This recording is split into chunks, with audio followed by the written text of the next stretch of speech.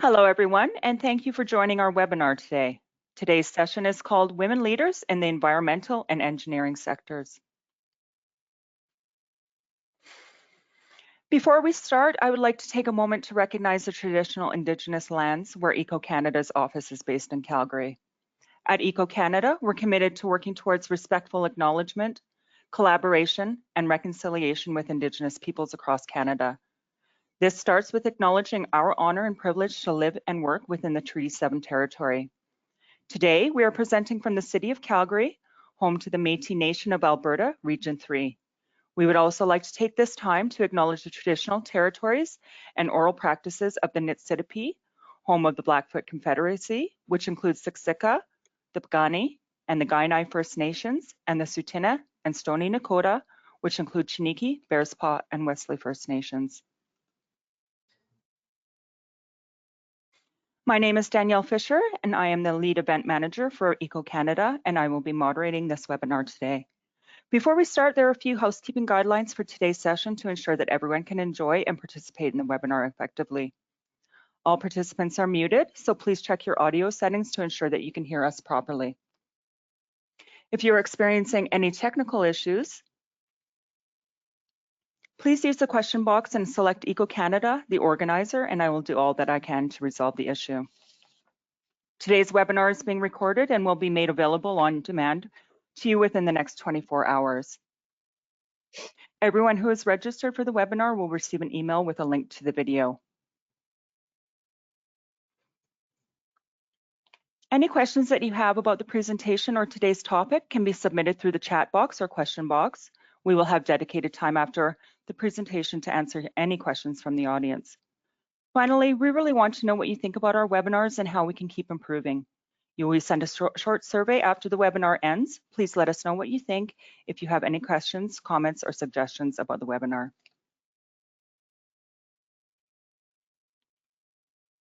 Eco-Canada's vision is to build the world's leading environmental workplace. Eco-Canada seeks to help environmental workers succeed at each step of their career journey. To do this, Eco-Canada has developed programs tailored to each step of their career journey. For those looking to enter the environmental workforce, Eco-Canada provides training through the BEAR program and accreditation for environmental programs at post-secondary institutes. Eco-Canada also provides opportunities for new workers to break into the environmental sector through wage funding for co-op students and recent post-secondary graduates. For those already employed as environmental workers, Eco-Canada provides the environmental professionals and environmental professionals in training certifications. Lastly, Eco-Canada provides opportunities for those with vast experience as environmental workers to provide guidance and direction to Eco-Canada's products and programs through advisory committees and emeritus memberships.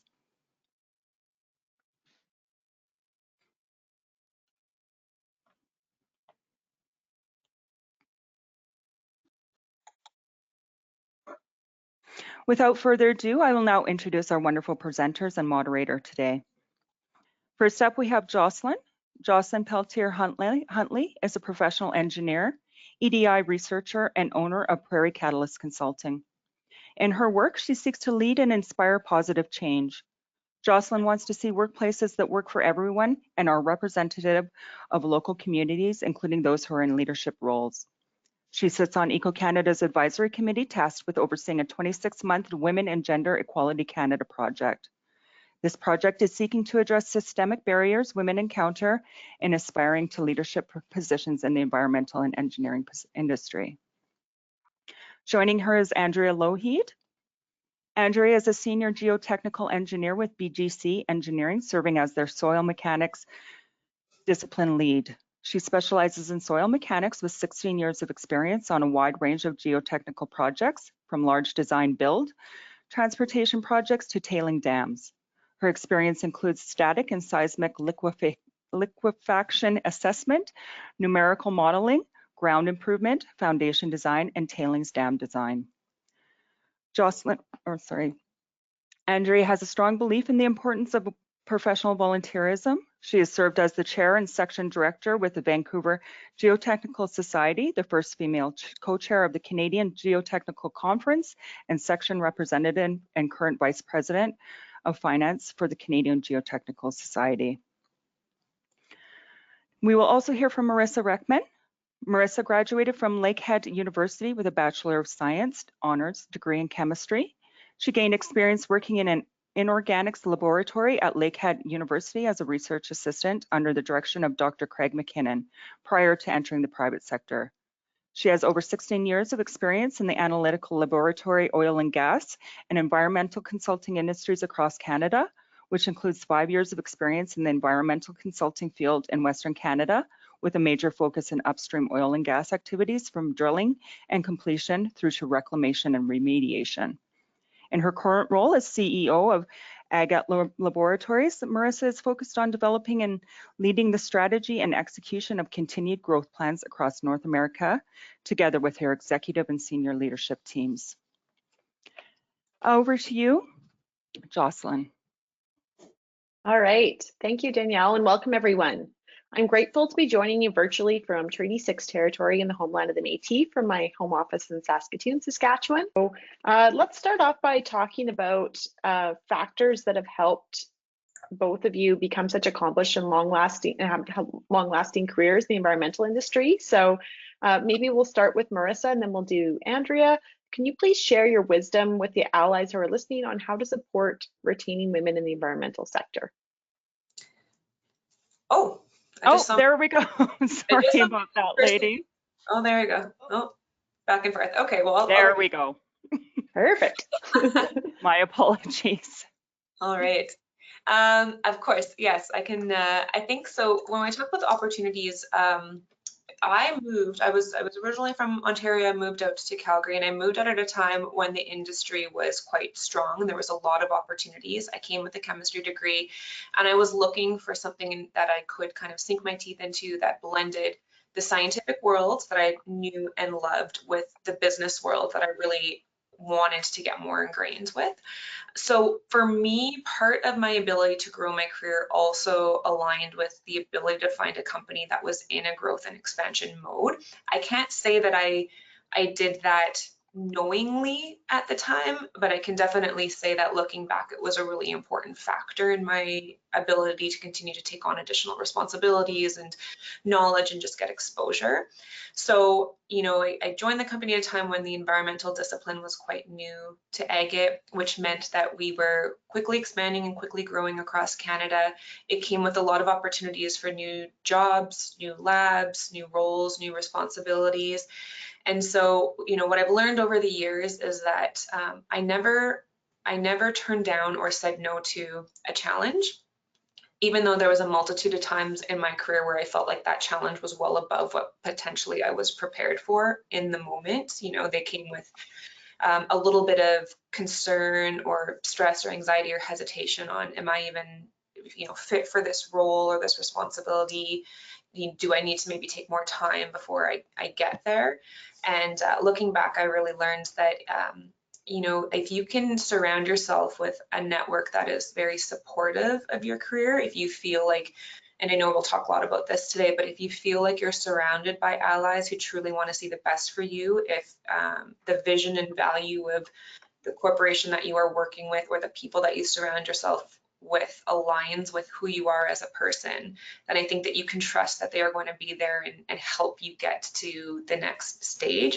And that's really been important in my own career. So when those opportunities have come before me, whether it was on the sales side of the business, the operational side of the business, the senior leadership, I stepped forward and I had to learn as I grew, but I was supported by the most tremendous team, and I think that's been really instrumental in being able to grow my career, but also many of the women leaders that we have across the organization and that I have seen in other organizations that I have worked with. Great, thank you, Marissa. Andrea, how about you? Yeah, so how to support retaining women in the environmental field? Well, to me, this has to start not only from hiring practices, but it has to be throughout the entire process of someone's career. So hiring practices, how do we hire more women? Well, you've got to look and be reflective in your own practices, your own company's practices. How are we removing unconscious bias? Do we remove names off of resumes? Do we create matrices that make it so that your unconscious biases will be less in place so that you can actually evaluate the candidates that you have more fairly? And also being reflective. Well, if you've hired the past 20 people and none of them have been women, you should probably reflect upon yourself, saying, there's some sort of reason why we're not doing it. It's not because there's not women candidates that are capable. There's something within the system that needs to change. So that's one way at the starting way that you can support women, but it's getting in and supporting, as Marissa was saying, she was given those opportunities. It's supporting the women as they're coming in, looking at the opportunities. In my field, do you get the same amount of field work experience, because that sets you up for having that base knowledge to progress your career forwards? Are you getting those opportunities internally? Like, are you getting the PM experience that you might need to manage projects, and seeing that the people around you and having the support? I like to have look at the group in my groups and see, is there enough women in there? Is it reflective of what should be in the industry? Is it reflective of what's in the company? Our company is about 35% women of engineering staff, and that's pretty much unheard of in an engineering company. So to have that amount of people, you're at that critical mass. And then going forward is giving that opportunity. Marissa, you had excellent opportunities provided to you, and having those allies around you to support you and see those capabilities. So that's how we sort of support. It's every single stage of a person's career, checking in and looking at the structures within the company to see whether or not they're amenable to having not just women move up, but all diversities move up. Yeah, that's great. I love how you're both talking about those work allocations and those support networks. And yeah, unconscious bias can seep in lots of places, and sometimes it's in those work allocations, and some people might get limited then in the opportunities they get. So having that support network is so critical, so you can have people to call it out and push people forward maybe, and make sure that people are given those equal opportunities. Great. So as women who've worked in traditionally male-dominated workplace, can you share an example of an obstacle you've had to overcome and how you did it? So Marissa, we'll start with you. Yeah, I have multiple examples of some of the obstacles, but one I think really set the tone of my career because it was so early on. So just after I started with Agate, I initially took a role in the business development group, and one of the focuses that we had was, of course, kind of reaching out to new and prospective clients. I was new to Calgary, and I had, just graduated with a chemistry degree, and I came from a long line of entrepreneurial individuals in my family. So before I left, we talked a lot about getting into the world of business and making sure that individuals knew that you put your head forward and you can showcase your strengths and skill sets. And I had never really experienced up until that point any kind of bias I felt in my life. I think, you're just too young, or or maybe I was just lucky. Maybe I was just privileged, right? But when I started, I was setting up a meeting with a prospective client, and it was just via email, and the initial conversations were quite good, quite pleasant. I was set to meet with him as well as two of his female counterparts in the office. And in preparation for the meeting, I was doing some due diligence and some research on the company itself and their needs and how it aligned with our service offerings.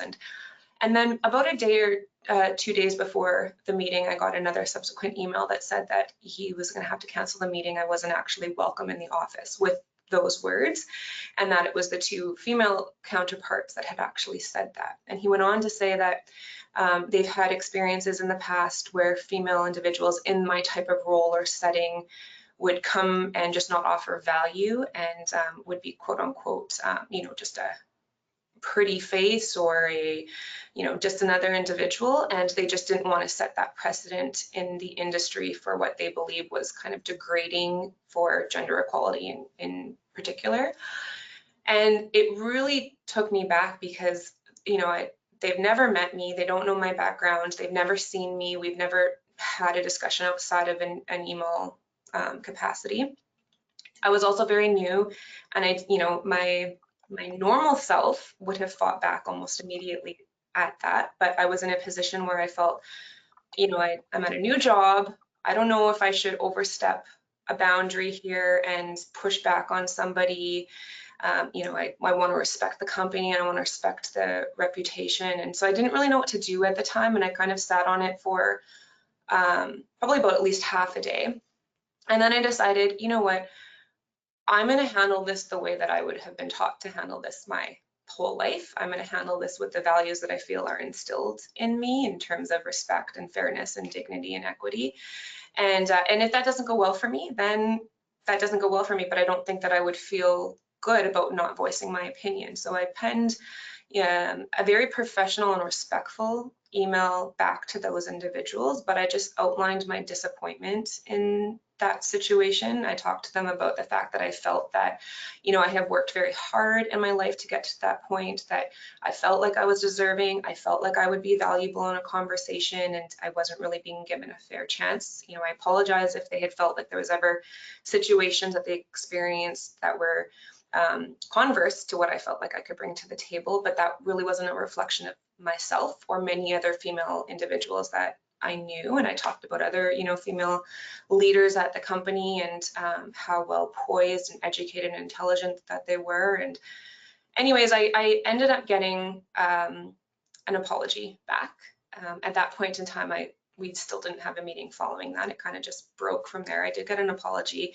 But what I think was bigger for me in that particular setting was that I earned some immediate respect from our senior leadership team at the time. I was initially hesitant, as I noted, but what came from that is that I realized that I was at a company that fully supported me in that decision. They were actually very proud. They were very keen to kind of understand, how I went about kind of penning or poising that email together, and it went up almost to the top of our company at the ownership level at that point in time, and it set a reputation, I believe, for myself and the senior leadership group at that time, where I was fair and professional and respectful, but I wasn't going to be walked all over either, and I was strong enough to be able to hold my own. So it was a negative situation to start, but I think it was very important to understand that for the rest of my career, I could hang my hat on the fact that I was going to fight for myself and advocate for myself, as well as, advocate or be an ally for other women in the industry where I felt like it was unfair representation. Thank you, Marissa. That's an excellent example. Wow. Andrea, anything to add there? Yeah, no, I think that's an amazing example, and where you can work within a company that is supportive of your skills and abilities. That doesn't always exist, and it's very unfortunate that there are companies that may not realize that they're not as supportive as they should be. It's unfortunately common where you'll have things that are more passive, where it can be called being referred to a little girl on site when you're out doing field work and trying to sign off on people's work. But it can also be more overt. It can be, sorry, you can't get this. You're not going to be able to move up because this guy who is less competent than you, we moved him up, but he couldn't do the job. So sorry, you don't get to have that opportunity. I've had another situation where it was being told, women always have this double standard. We can be too aggressive, but we could also be too nice. And it's that fine sword that you need to stand on. I was told, you should consider bringing cookies to meetings so that you seem more likable. And I could never fathom that being asked to a man. And the fact that I'd been already using that trick for many, many years didn't really need to be said. But one thing to recognize is that it has more to say about the other person and their biases than anything to do about your own worth and your own capabilities. And I think this goes to what Marissa was saying with it.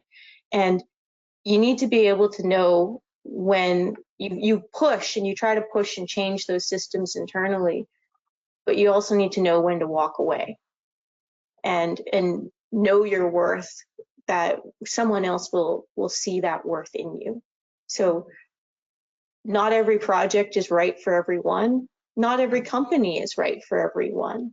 And if you aren't feeling supported and you've made that effort to change and you've done the emails, you can go elsewhere and there will be supportive companies of your skills, because everybody's different and everybody values things differently. So just, that's my own little commentary on that one. Is sometimes you can do it internally within the systems you're in, and sometimes you have to remove yourself from those systems. No, that's a really great point. Both excellent points that you've had. So yeah, speaking up is so important. And if you're not feeling supported to speak up and others aren't speaking up around you, then that's maybe not a safe place that you want to stay in, and maybe looking to go elsewhere. So excellent, thank you. So my research centers around allyship, because if we don't have others around us that support us, and we don't have people in our corners backing us, it's really hard and it's really lonely, and it's not always safe to speak up. So I think we need to have others and look at shifting the work culture so it's really working for everyone. So allyship, I really define as being that practice of being inclusive, and we feel inclusion kind of by feeling like we belong, by feeling psychologically safe to speak up about concerns that we're seeing, and really anyone can adopt allyship behaviors. And they're most needed to support those that are facing everyday inequities such as bias and discrimination, harassment, and those entrenched systemic barriers which might limit women from moving into leadership roles. So when I talk about allyship, it needs to involve action. It's not just about being performative and social media posts and those kind of things, saying the right thing at the right time, but really taking action and standing behind your words. So with this in mind, can you tell me a little bit more about what allyships look like in your career and who's been some of your allies? So Andrea, we'll start with you. Yeah, so some of the allies, there's the way that I've tried to be allies to other women, particularly within my company now that I'm in a more leadership role, and within sort of the geotechnical society within Canada, is trying to promote and recognize other women that are around me. And if you're getting a lot of recognition and have that visibility, share that with others and see that other women like have that worth. And internally within your own company, seeing the leadership, providing those leadership opportunities to people below you. And I've been very fortunate to have allies within my own company support me and see that opportunities and give me those opportunities and discuss those opportunities. So allies have been like technical. We have one rather, he's 80 years old and he just is wonderfully supportive. He's like, you're a nerd, you really love soil mechanics, here's critical state soil mechanics, and really promotes you and, you know, sends you papers and gets you in front of like technical experts. So there's that aspect. And then there's the other aspect that I find is that we have people pushing women into leadership roles. The majority of our discipline leads within our company are women, and we're all pushing and rooting for each other and trying to move forwards. So we all try to do that lower down and bring all of ourselves up at the same time. Excellent. That sounds great. You got allies in lots of places. So, and it's great to have them on the technical side and the leadership side, both of them, and supporting you in both those areas. So great example. Marissa, how about you? Yeah, I definitely have considered myself to be very fortunate to have a number of different examples of having allyship throughout my career. I mean, even going back to the example before. Definitely the ownership and the senior leadership team at the time, I felt like were tremendously supportive. And then subsequent to that, there's many examples. But one of the ones, you know, I think that was so important in my career was actually one of our clients at the time. Her name is Carol Elliott, and she was one of the first female operators for Shell Canada ever. So, you know, she started her career years ago when a time when, I mean, we talk about having still underrepresentation in the gender equity space. And,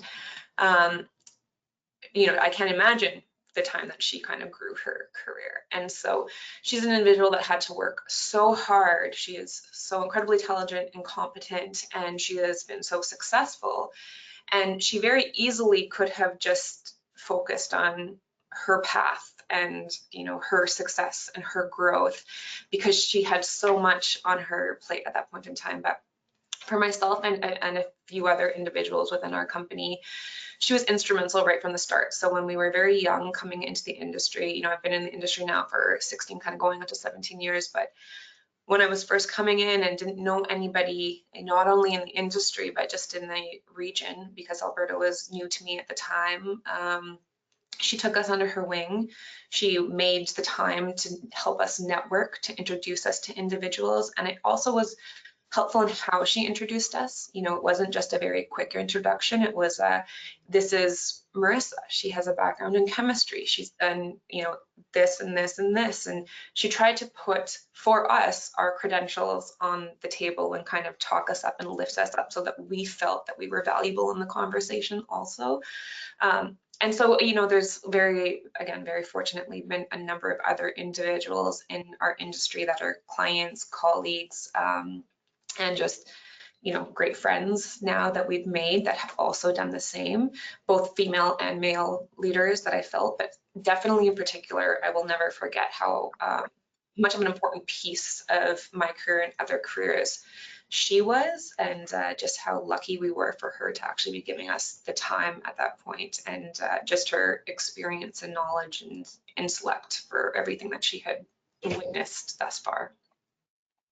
That sounds amazing. She sounds like an amazing person just to have as a cheerleader and bringing people up. I mean, like, do you know how wonderful this person is here? Yeah, and she still does it to this day. You know, she has never stopped. But I think those are very important individuals in any of the industries that we work in.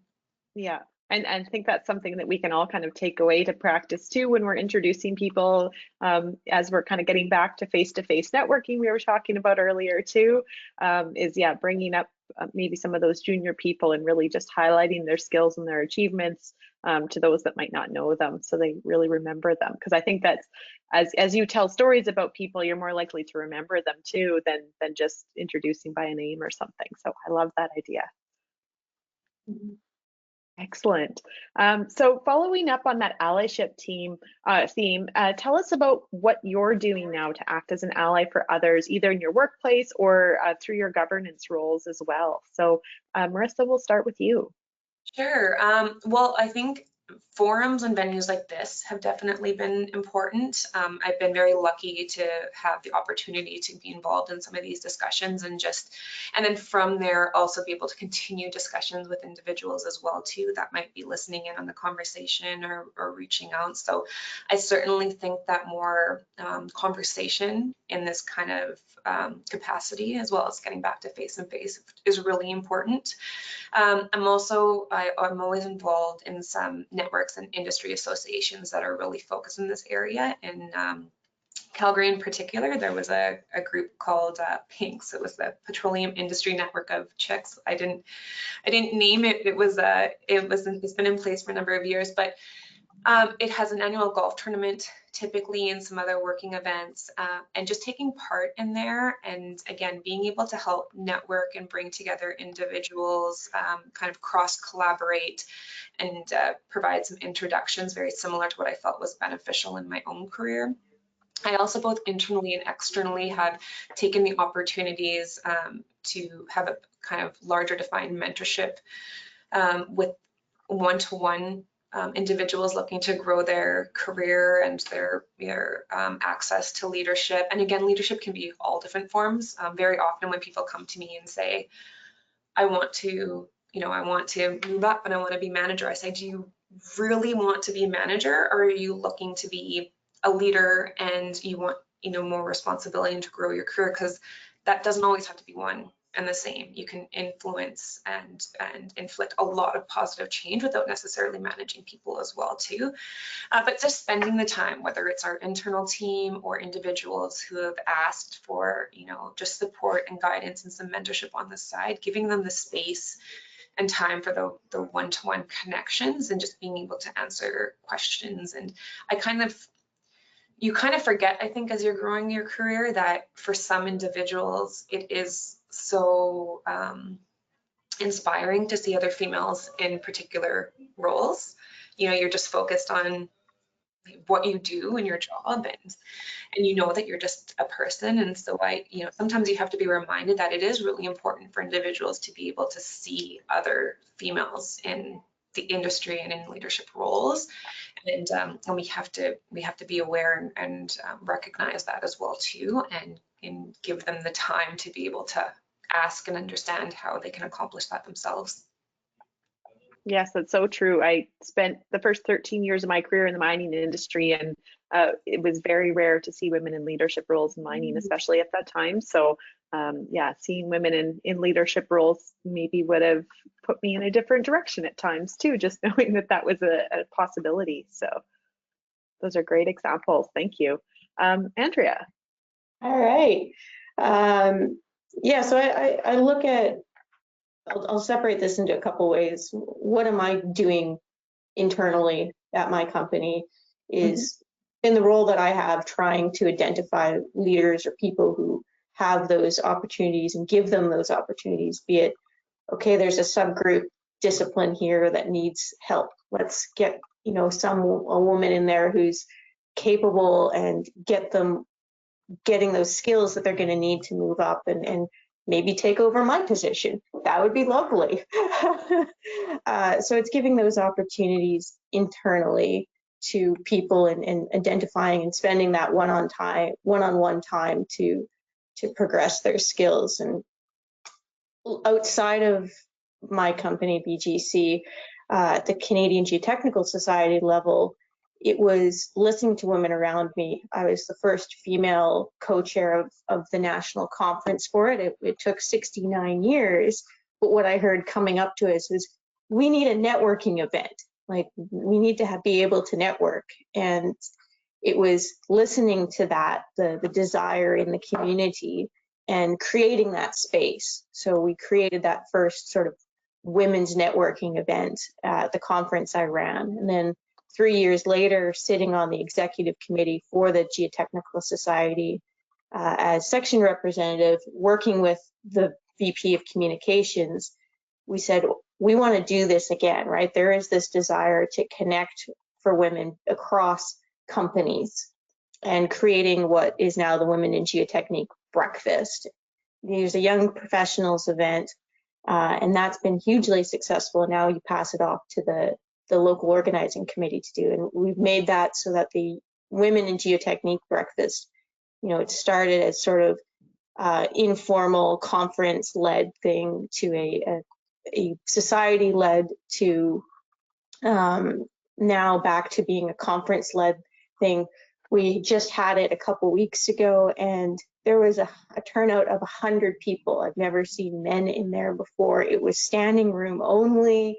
And it was so excellent to see all the allies that we had among all the women that were at the conference, but all the men who showed up to provide support and to listen and to talk to women about these issues. I think that that's really needed.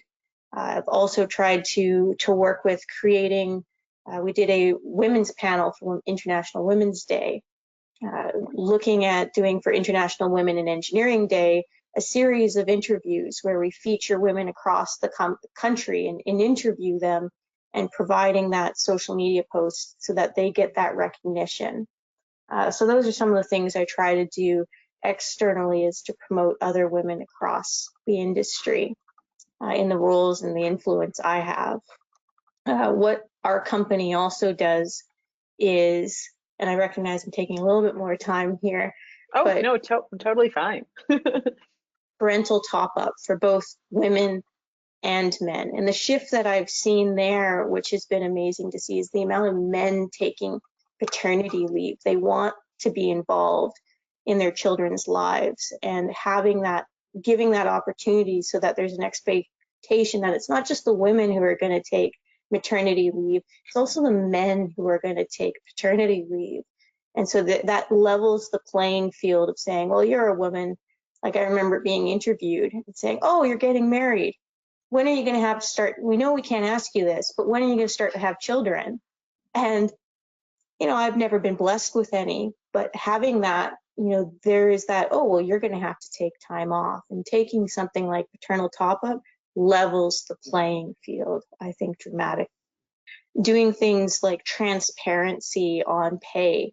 So looking at the different professional levels you have and being very transparent from a corporate level of, yes, women are being paid the same, or if they're being, so maybe some job classes are being paid slightly more, but that relates to how many years they've been in that job class. And same with the reverse. And so being able to publish that, you need to have enough women at different job classes to do that, so you're not individually singled out. But being able to do that really creates trust in the system. And I think it's important for corporations to do that and be that transparent. Yeah, I love that you mentioned the pay piece around it too, and the top up. So getting into some of those systems that we need to make sure are working to be equitable as well. And pay is something that across many industries, women are not paid at the same level they should be compared to men, and that's more true often in industries where women are underrepresented as well. And if people aren't talking about pay and they don't have that data, it's really hard to make those shifts around it, or if that analysis isn't being done. So super important. Lots of great examples there. So thank you so much. So before we open up to the audience for questions, let's talk about some of the trends related to progressing women into leadership roles in environmental and engineering industries. And Andrea, you already started mentioning some of them. So having that equity around parental top-up, transparency on pay. So what other trends are you hoping might aid with increasing and retaining women leaders in the environmental sector? So Andrea, any other thoughts around that? Yeah, so I think the flexibility is a big thing. Being able to be flexible and providing the tools to be able to be flexible. Are you making it so that your staff only have desktops, so they have to be in the office to complete their work?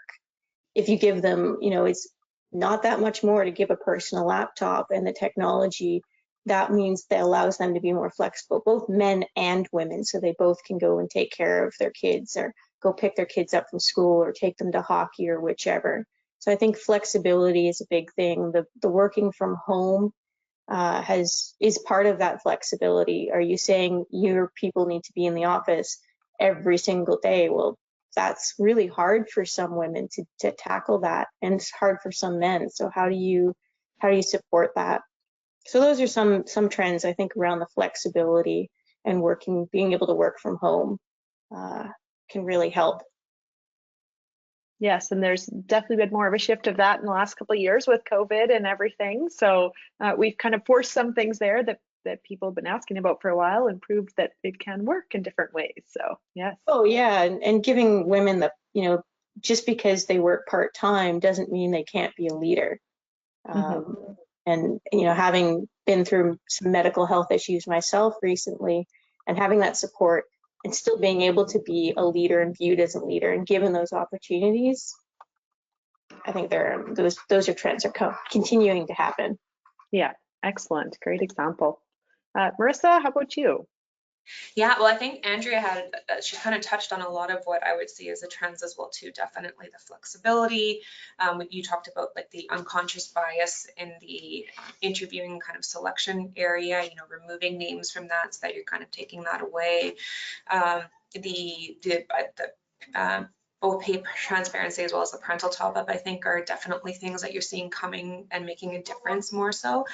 For agate in particular, we're actually at a 50-50 representation. And I wish I could say that we got there because we had a very strategic, defined plan on how to get there, and then we could kind of share that, but it wasn't. We were, again, a little bit lucky with timing in that what I find is that the environmental industry, and this is across Canada, is much better represented with a female workforce base than other industries. So when we look at what that looks like compared to mining, oil and gas, you know, some of the other ones that we play in quite a bit, even transportation, it's not quite the same.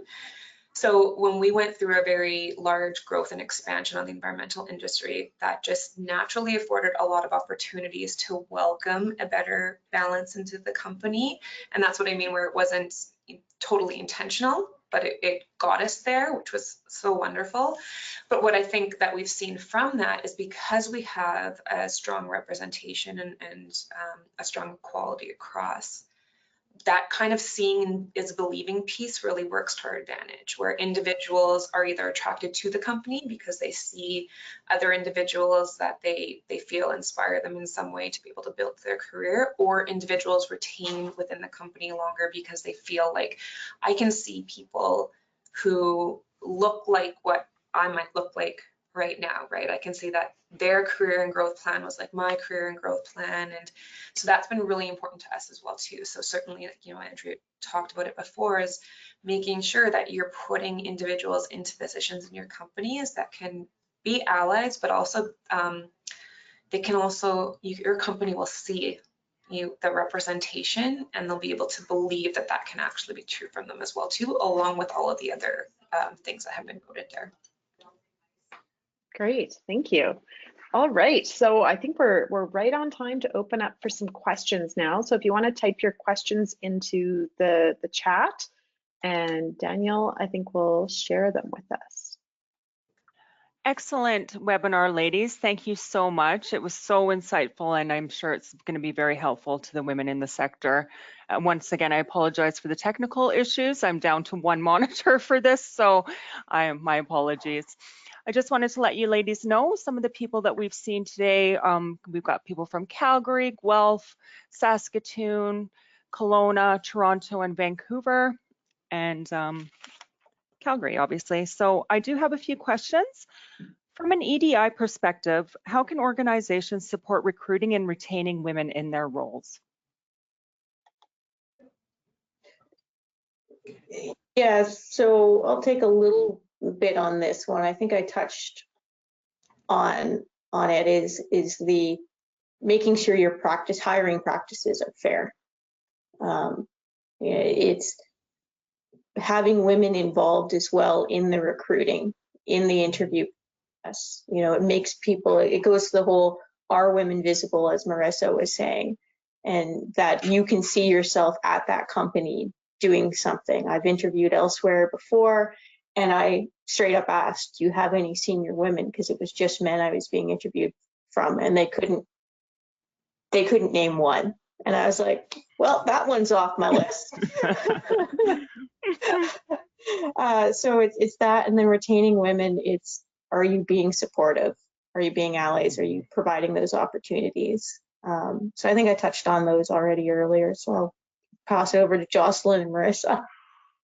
Yeah, I think a lot of what we talked about in having, you know, a lot of companies I see are stripping names from resumes so that you don't even have the inherent opportunity to deselect an individual, or some unconscious bias come into play. Having the some of the flexibility. We're in a difficult situation as a lab because so much of our company can't work from home. We can't have as much flexibility from those lab positions. So we actually struggle a little bit on that side. Only 10% of our company really is able to be afforded that flexibility. So that's an area where we're constantly kind of under battle to say, you know, we understand how much easier it might be for individuals that can have more flexibility in that space. However, being a lab, a lot of the individuals that we're looking for really crave that actual environment as well too. So there's advantages that work back to us as well. I'd say, so Andrea's point about being asked in an interview, you know, when are you going to have kids? I would definitely coach anybody in an organization to never ask that question to a female. That's probably a clear way that you're not going to get an acceptance on an offer. I think it does really matter. So like the point, you know, seeing is believing. So being able to showcase that you've got representation in your company, but also being able to clearly define your vision and your kind of values and how that aligns with the vision when it comes to what you want to see for the future of your company in that area, and not maybe having to also always be asked, but be able to kind of be proactive in putting that on the table in your interview process as well. I think would make a big difference to people feeling like it's not just talk, and that you can actually stand behind what you're saying and substantiate that with a very clear and concise vision. Yeah, I know with our company, before interviews, we actually all go through interview training, and a portion of that is biases. Yeah. We also, regardless of, particularly for junior recruiting, we do a matrices when we're actually screening resumes, so that we score people, so that okay, for this category it's this, and so you can more objectively look at a resume, and it removes some of that bias from you. And then we do the same thing at the interview level. It's not just, here's my comments, I think we should hire. You have to think about each specific area of how they were performing in it, and it helps remove some of that. Yeah. Wonderful. Yeah, one other thing I'll add to that too, just comes in line with some of my research, is just having transparency around discrimination harassment reporting as well. And so some of that could be, if we think about, you know, how robust health and safety systems are in a lot of the industries we work in, but there's still a little bit of a gray area about what do you do in those situations where a client says they don't want to meet with you because you're a woman. How do you kind of navigate through that? So I think having bystander awareness training is really important, and having multiple avenues where people can raise concerns, maybe through anonymous tip lines, or just knowing that leaders and managers within organizations have taken some bystander training. So if you bring it up, they're not gonna be like, oh, I've never heard of that happening before. It must just be you. To recognize that there's kind of, we all have some bias, and somebody lets some of their bias slip out, and now you're kind of at the receiving end of it, and we're going to help you navigate through what needs to happen next. So yeah. Great. As a woman in a male-dominated industry, I've seen how many men lead, and I wonder how a woman might lead differently using the strengths of being female. How do female leaders and male leaders differ in their approaches? This is a question from Shannon. I can go first on this one. I don't want to make it sound as if this is a definitive, you know, all females lead like this or all males would lead like that. I can certainly see qualities that interchange between both genders, most definitely. I can certainly say though that a balance in leadership is really important. And I personally feel like being a female has afforded me numerous advantages that I have seen over other counterparts, in just terms of the style that I've been able to craft. And it's genuine to who I am, but that kind of maternal empathy that is just naturally expected in females, or kind of tends to ooze out of us in some way. I think it truly is an important part of how I've led as a leader. I definitely feel like, even though I know that my male counterparts in our executive team are can be just as empathetic as I am, or just as involved or concerned as I am, sometimes it just comes across differently coming from me. Maybe it's just the nature of the human mind and how it's interpreted based off of, you know, hundreds of thousands or millions of years of inherited nature. But I do really think that if you can own your style and your craft, and you can have a balance where you are firm and you are not walked over, and you are understood to be confident and assertive, and your self-worth is there, but you are also very empathetic and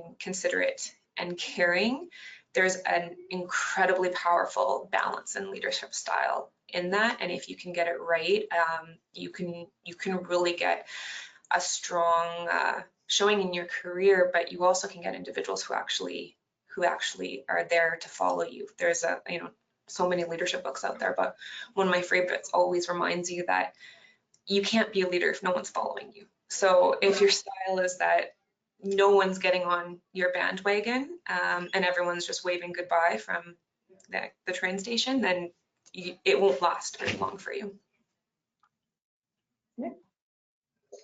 So Great. first thing that came to my mind was also empathy. Yeah. Like, yes, not every woman leader is going to be empathetic, and there are lots of male leaders, because the majority of my mentors that I've looked up to are men. I haven't had a female mentor at all. So the empathy is something I think really is valuable in creating that connection, as Marissa was saying, being open about some of our limitations or struggles is something I think women are a bit more open to being vulnerable, because it just creates that connection. Have you struggled with mental health? And being open about that and vulnerable really can create a connection and an acceptance within your team and within the company around that, just because you're struggling doesn't mean you're not worth anything to the company. Just because you're struggling doesn't mean that you're brave. It's to battle things like mental health, you have to be very brave to keep doing that. And there is a huge value with sharing that and being open and having those discussions. And I think that comes more from the female leadership than that does from the male leadership as much in the industry. Not saying it's solely that, but we tend to be a lot more open about that. Okay. I also have a question from Gail. How do we as women make a change when it comes to the pay difference in the sector? A tangible change. So I guess it would be depending on how you're actually looking at it as well too. So if you're looking at it from a leadership perspective already, I think it's definitely our responsibility to be sure that we're advocating for all individuals, for the companies to have the transparency that Andrea mentioned. I think is a huge advancement forward. Having salary and wage scales that can actually be leaned on and understood by individuals, so that how you can actually grow your compensation within the company based off of the roles or responsibilities that you are having. And it's very clear within your career and how that kind of moves ahead and moves forward. So I think definitely if you're looking at it as a leader, then you're saying to yourself, it's my role, my responsibility to be a part of that and advocate that, and not just see any inequalities and not say something or not kind of fight for them to be improved or be better. If you're looking at it as an individual and an employee who's seeking to either grow that career, gain leadership, I would definitely say there's a number of different stats and studies that continually show that males are just more in tune with actually vocalizing their desires, whether that's asking for a pay raise or whether that's asking for a movement in their role. I don't think that you should have to ask for a wage increase. I'm just saying that that is a clear stat. So what I would say to females within any industry that you're working within is just to have a clear voice and communication to your manager at all times about what you want for your career, where you want that to grow, where you expect to be moving forward. Educate yourself about what would be going on in the industries, understand where you feel fair compensation is for the role that you're doing based off of information that you can find on hand in different scales that might be available within your industry or within the market.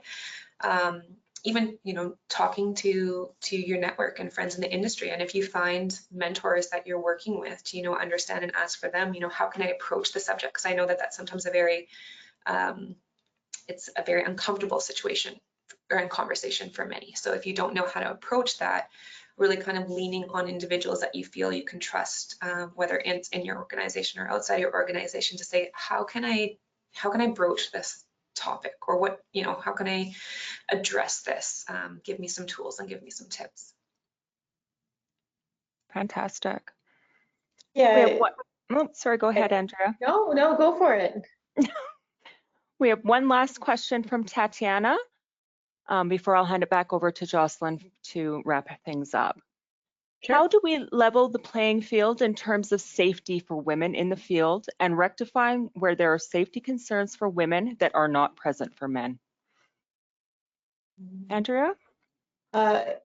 Yeah, so this is funny because I recently saw some photos from a site, and there was a female Jiffy John that was pink next to a blue Jiffy John, if like a porta potty, and I found it a bit outrageous.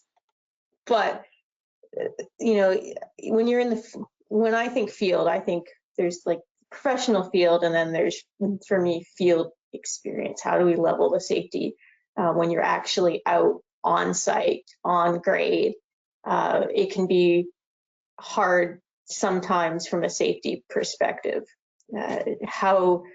What are the lines of communication? How can you reach back to your people? Who are they checking in with? Do women, for example, have things they need to do? Like a guy can go behind a car. Women, we don't have that flexibility. And it's like making sure there are facilities that women can actually go to the washroom. Just from a health and safety perspective, we have different needs that need to be looked at.